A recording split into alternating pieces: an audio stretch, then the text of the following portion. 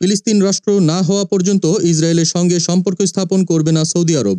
Saudi আরব জানিয়েছে তারা ফিলিস্তিন রাষ্ট্র প্রতিষ্ঠিত না হওয়া পর্যন্ত ইসরায়েলের সঙ্গে কোনো কূটনৈতিক সম্পর্ক স্থাপন করবে না। মার্কিন প্রেসিডেন্ট ডোনাল্ড ট্রাম্পের মন্তব্যের পর আজ বুধবার সৌদি আরব এ অবস্থান নিশ্চিত করেছে। ট্রাম্পের ভাষ্য ছিল, যুক্তরাষ্ট্র গাজা উপত্যকাকে নিজেদের নিয়ন্ত্রণে নিয়ে সেখানে ফিলিস্তিনিদের পুনর্বাসন ও অর্থনৈতিক উন্নয়ন করবে। তিনি এই মন্তব্যটি ইসরায়েলের প্রধানমন্ত্রী বেনিয়ামিন নেতানিয়াহুর সঙ্গে যৌথ সংবাদ সম্মেলনে প্রকাশ করেন। এর পরিপ্রেক্ষিতে সৌদি পররাষ্ট্র মন্ত্রণালয় এক বিবৃতিতে জানিয়েছে তারা ফিলিস্তিনিদের ভূমি থেকে উচ্ছেদের যে কোনো প্রচেষ্টা কঠোরভাবে প্রত্যাখ্যান করছে এবং তাদের অবস্থান অপরিবর্তনীয়। সৌদি যুবরাজ মোহাম্মদ বিন সালমান ফিলিস্তিন প্রসঙ্গে রাজ্যের অবস্থান স্পষ্ট এবং দৃঢ়ভাবে তুলে ধরেছেন, যা অন্যভাবে ব্যাখ্যা করা যাবে না। ফিলিস্তিনিরা গাজায় চলমান সংঘাতে উদ্বেগ প্রকাশ করেছে যে তারা নতুন করে আরেকটি নাকবা বা বিপর্যয়ের মুখোমুখি হতে পারেন।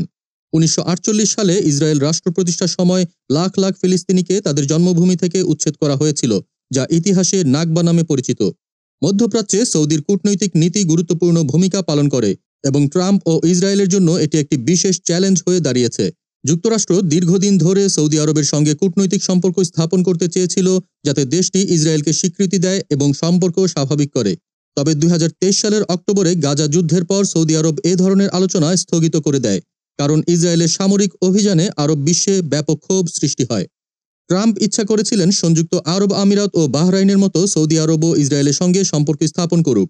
2020 সালে আব্রাহাম চুক্তি স্বাক্ষর করার পর এসব দেশ প্রথমবারের মতো ইসরায়েলের সঙ্গে আনুষ্ঠানিক কূটনৈতিক সম্পর্ক স্থাপন করেছিল, যা কয়েক দশকের ট্যাবু ভেঙে দেয়।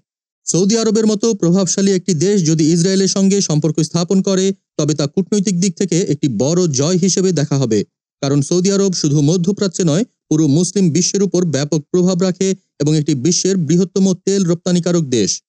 দেশ জগৎ ইন্টারন্যাশনাল ডেস্ক।